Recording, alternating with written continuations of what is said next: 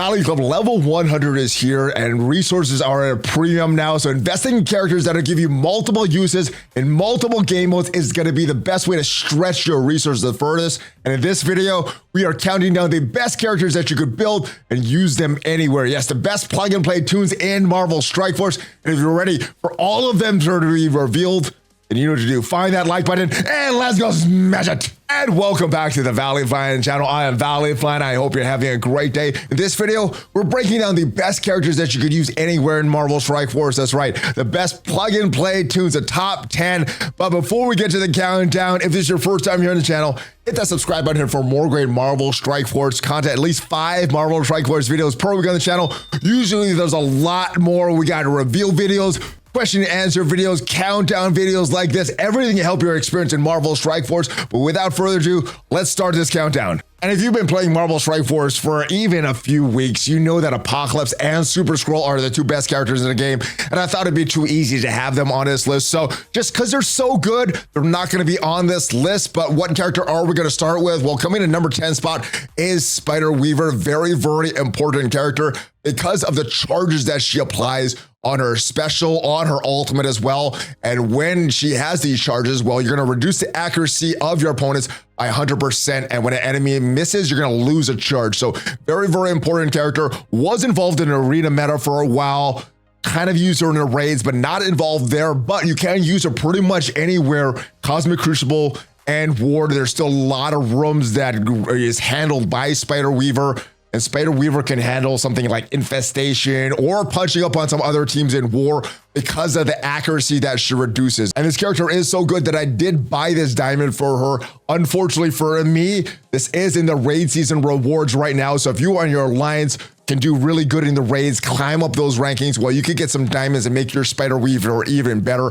Let's move on to the next character, and I think this is a no-brainer. One of the Dark Dimension characters, and usually these Dark Dimension characters retain value for a while. It is this one, Mamu. The revive onces that this character has, well, they are more and more teams that could counter these revive onces, removing these like the Superior 6 in Cosmic Crucible. But yeah, this move, the initial early stun with trauma, very, very important. This other move, the ultimate, where you're doing a bunch of damage, applying a bunch of debuffs on the enemies, removing a lot of debuffs on yourself. Very, very strong move. But just this revive once is strong. So not only is Dormammu good character, has a solid kit, but he's going to make the rest of the team better, which is why you could plug and play, use this character pretty much in any other game mode. Moving on to another Dark Dimension character. This is another character that's going to have that mythic tag or Dark Dimension 7, and this is where Doom is at. Yeah, and Doom is a character that I just bought the next red star for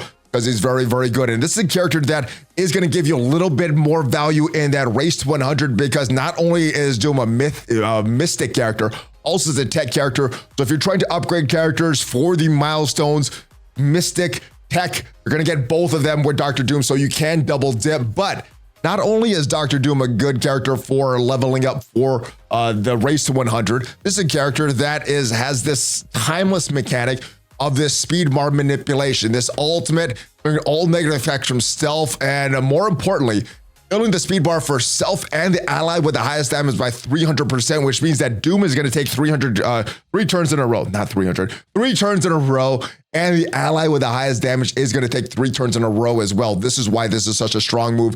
And not only that, it has a very, very strong AoE attack on the special, also summoning Doom bots all the time. So it's up to you who you want to build up for Dark Dimension 7. Both Doom and Dormammu contain that mythic tag and both take miasma.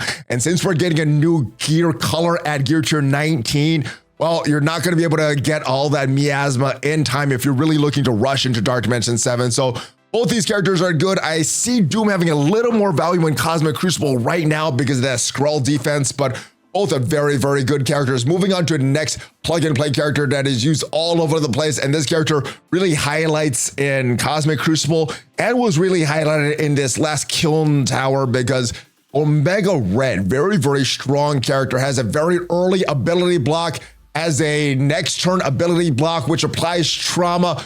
Very, very strong character, has some healing that he does as part of this Weapon X team, Weapon X is still an okay team on war offense. It was designed to take out the heroes for hire. You could use them for so much more right now. They are losing value as a team, but Omega Red's value is still here. So this is a character that you could confidently build up and use in multiple game modes. Next on the list is a character that may still be in the arena meta. Maybe if you're newer or mid-game player, don't have super-skrull, don't have Apocalypse in your arena shard, Kang may still be in your arena and giving you value. One of the main things that he does on spawn on offense, fill speed bar for self, 5% for self and all allies. So yes, just bringing in Kang gives kind of that Emma Frost effect that you're going to get ahead of any mirror match that you're trying to beat. Big ultimate here. Clearing all barrier, all death proof, applying defense down, and then the big piercing AoE attack.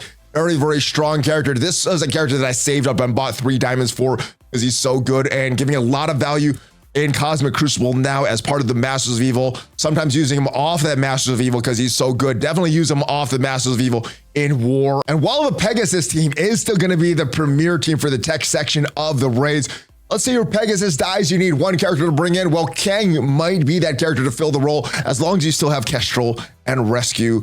Maybe Kang can fill that 5th spot if one of your Pegasus characters accidentally dies. But yeah, Kang, very good character. Moving on with the list, and Void Knight will give you value in the raids. He is part of the Hive Mind team. This is the bio solution of the raids. And word is that even the 3-piece symbiote with Skrull with another symbiote and Agent Venom can handle that bio section, at least the first 2 nodes. Gwenna makes the team even better. Red Goblin is going to make the team even better. But yes, you know this character is going to be dominant in the raids, but outside of the raids, we still have some moves that you still may want to look at. The first is the ultimate. He has that Magneto Polaris effect, pulling enemies towards the primary target. You're gonna flip positive effects into negative effects. And then in the raids, you're gonna ability block all the targets. Outside of the raids, you're gonna ability block the primary target for 2 turns. Very strong ultimate, gives them a lot of plug and play value, just like this special as well. In the raids, you're stealing 3 ability energy from the primary target, but outside of the raids with the T4, you're gonna steal 1 ability energy from the primary target. So just because of that, just because it's value and because it's a newer character with newer stats, this is a great plug and play character. Moving on to another raid character that is a great plug and play character, Nightcrawler. So annoying when you face this character in Cosmic Crucible, and it's awesome if you're using your own Nightcrawler. But yeah, this is a character as a part of this Extreme X-Men team, so is the mutant solution to these Incursion 2 raids. But yeah, Cosmic Crucible, the full Extreme X-Men team works very well, so they do in war as well. This character has a stun on a very low cooldown special. Stun, bleeds, expose, all with this move here. We have a big AoE attack on the ultimate, so doing 500% piercing to all enemies. Very strong moves. It does have a longer cooldown, but using this character outside of the raids, you're having this on turn 2. And it also has a very strong basic, flipping positives to negative effects, bonus attacking, and yes, very strong, annoying character. Starts off with a lot of evades as well. So yeah, is helping the entire X-Men team if you pair him with not just Extreme X-Men, but any X-Men. So Nightcrawler, very good character. And another raid character that's going to give you value outside of the raids and in many game modes is Kestrel. Yeah, she's an important part of that Pegasus team. You need her to survive. She's the main damage dealer on the team, but she works on multiple teams because of the passive, the way it's worded with the defense down. If you attack any enemy with defense down, well, Kestrel is going to attack the most injured enemy, 400% damage. Very strong move. You're clearing off all the negative effects or all the positive effects from the primary target with the ultimate and applying defense down. And yeah, you're applying defense down to all the adjacent targets with the special there. So very strong move, huge damage. Also, just like Dr. Doom, is a double tag character tech skills. So if you're trying to level up characters to level 100 for that race to 100 event, well, this is going to count as 2 characters, 1 for tech, 1 for skill. Also, like Dr. Doom, has that mythic tag. So this is a character that you probably want to build up or Dark Dimension. You can get all these shards for the Kestrel Dark Dimension 1, so don't buy her in the store right now for the Century credits. But yeah, build fur, because Kestrel is going to give you value in multiple game modes. And last but not least, let's talk about characters that have value in Arena right now that I think are going to value in multiple game modes. Ghost Rider Robbie Reyes is one of the best non-legendary, non-dark dimension characters in my opinion. This character is all based on bleeds, and anytime this character, a bleed is applied to an enemy, this character's feed bar is going to be filled by 10%. Lots of bleeds on the ultimate. You are extending all the bleeds.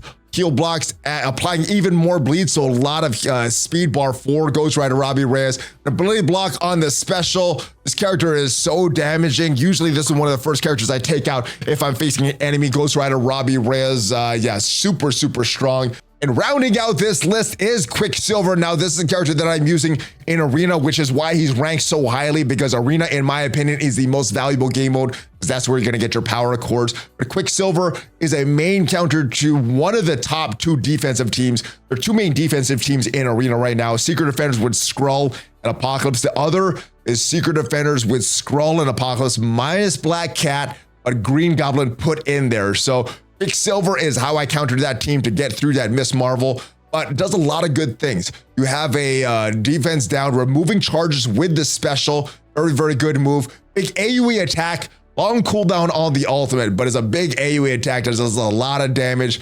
But this basic is also not to slouch at either, because it applies disruption to the primary target. So yeah, you could do a lot of great things with Quicksilver. Use him in Arena, I use him in Crucible, I use him in War, mainly on Crucible for defense to script the efficiency of your opponents, because he does take a lot of turns, can script your efficiency. So I think he's a little better on defense in Cosmic Crucible, but he will smash it on offense. He will script out efficiency. He will smash your opponents. And yeah, removing those charges in War, very good. So that is the list. There is a couple honorable mentions that I do want to mention. First is Emma Frost, kind of like Kang, manipulating a speed bar, not of your own team, but of the enemy team. Apocalypse does counter that, but any non-Apocalypse team, you will win that mirror match. Also, the Eternals, they are so good.